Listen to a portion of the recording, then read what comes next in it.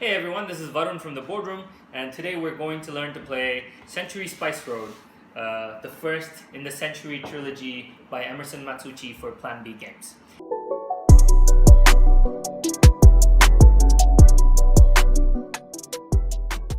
Century Spice Road is a spice trading game where each player is going to trade in spices to run a business and fulfill contracts to earn money.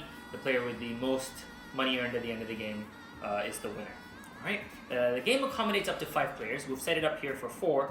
Let's take a look at what we have on the table. Here we have a market deck with a bunch of 6 market cards actually opened out. Here we have the contract deck with 5 contract cards opened out. These are the spices that we're going to be trading in over the course of the game. In yellow we have turmeric, saffron in red, cardamom in green, and cinnamon in brown. That is also the ascending order of value of these spices, where the yellow cubes, the turmeric is the cheapest spice and cinnamon is the most expensive. Alright, each player also gets a bunch of stuff that they manage on their own. Everyone starts with the same 2 cards in their hand. You have a spice card that produces 2 yellow cubes, and you have an upgrade card with 2 upgrades on it. And everyone also gets a spice wagon on which they can place their cubes. Your spice wagon has 10 squares on it. That indicates that the capacity of your wagon is 10 and you cannot have more than 10 spices at any point during the game. One of the cards will also have a little floret on the corner that indicates that player is the first player. We have given out the initial spices accordingly. The first player gets 3 turmeric, 3 yellow cubes. The second player and the third player get 4 yellow cubes. The 4th and 5th player get 3 yellows and 1 red. And those are your starting spices. Let's get into what happens during the game. Structurally, the game is very straightforward.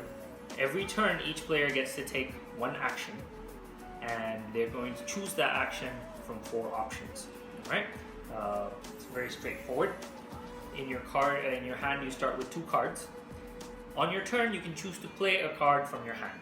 When you play a card from your hand, it goes into your private discard pile. This does not get mixed with anyone else's cards that they play, and you want to keep that separate from everyone else's cards. Yep. So you move your card from your hand to your discard pile in order to play it, and then you carry out whatever action that card gives you. There are 3 types of cards that you're going to be playing from your hand. 1 are spice cards. Alright, spice cards let you produce whatever spices are displayed on them. This is the one that everyone starts with. It has 2 yellow cubes on it. That means that by playing it, you get to produce 2 yellow cubes, which you can then add to your spice card. Very straightforward. The next type of card that you can play is called an upgrade card.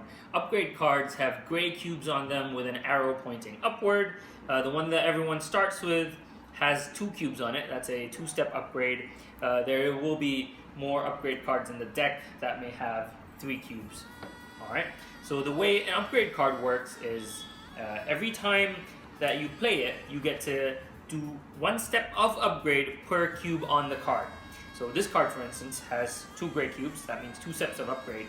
You can trade 1 yellow for 1 red. That is 1 step up.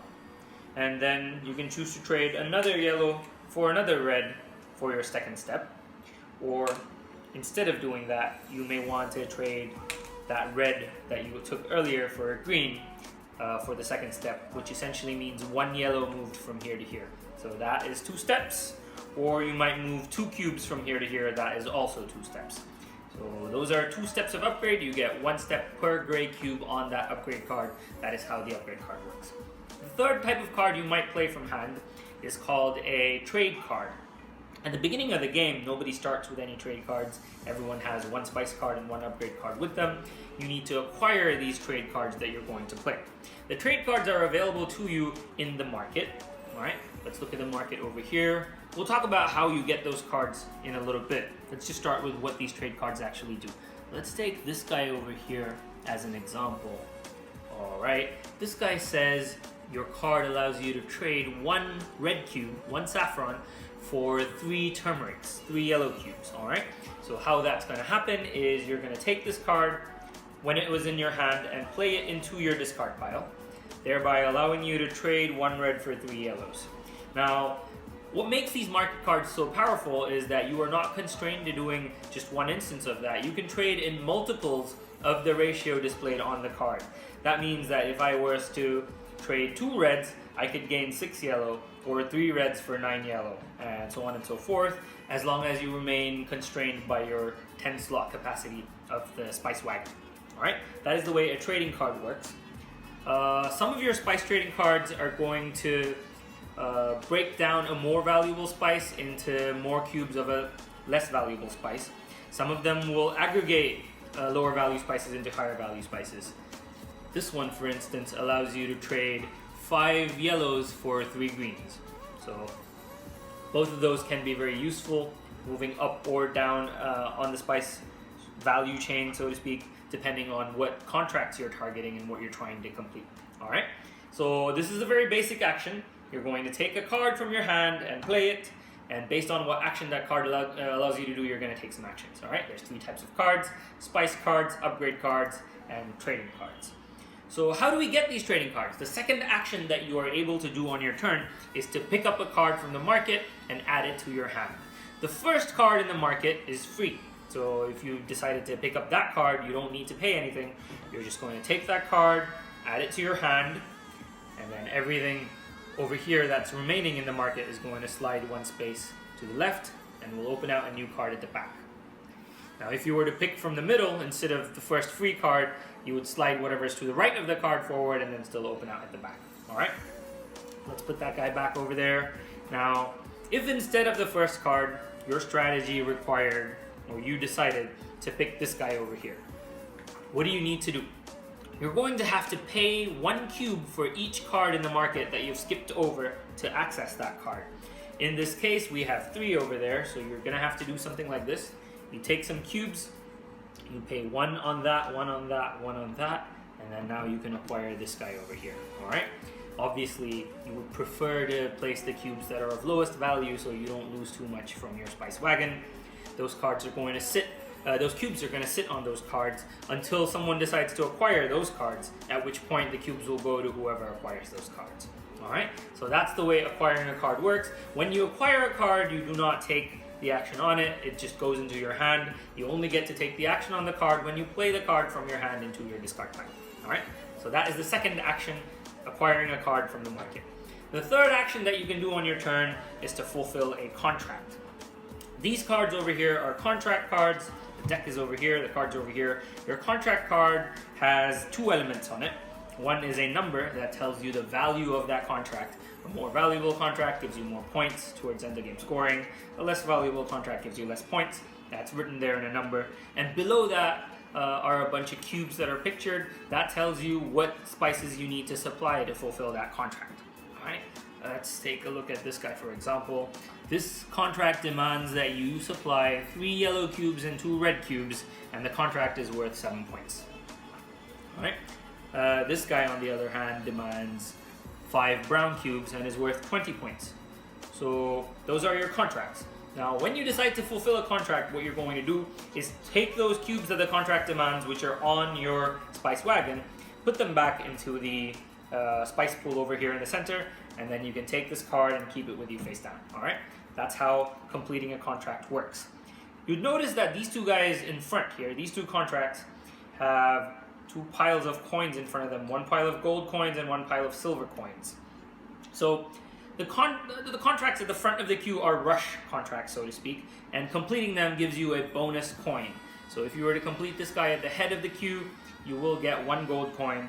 If you were to complete the guy who's second in the line, you will get 1 silver coin. The gold and silver coins are worth 3 and 1 point respectively at the end of the game. Alright, so once a contract is completed, the contracts to the right of it are going to move forward, and we're going to open a new card out at the back so that you have 5 contracts available at all times. That is the way acquiring a contract works. So we've gone over how you can play a card from your hand, how you can acquire a new card from the market into your hand, as well as how you can fulfill a contract. These are the primary 3 actions that you're going to be taking through most of the game. The 4th action that you might take is called a rest action. On a rest action, you do not actually perform anything over here that manipulates spices or cards. What you're going to be able to do, however, is to pick up all of the cards you had played previously into your private discard pile and take those cards back into your hand. You can now use them again by moving them from your hand to your discard and taking those relevant actions.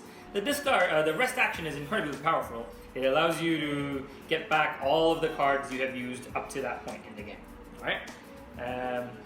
The game can turn very quickly based on how you time your rest action and what sort of access it gives you to cards that let you manipulate spices.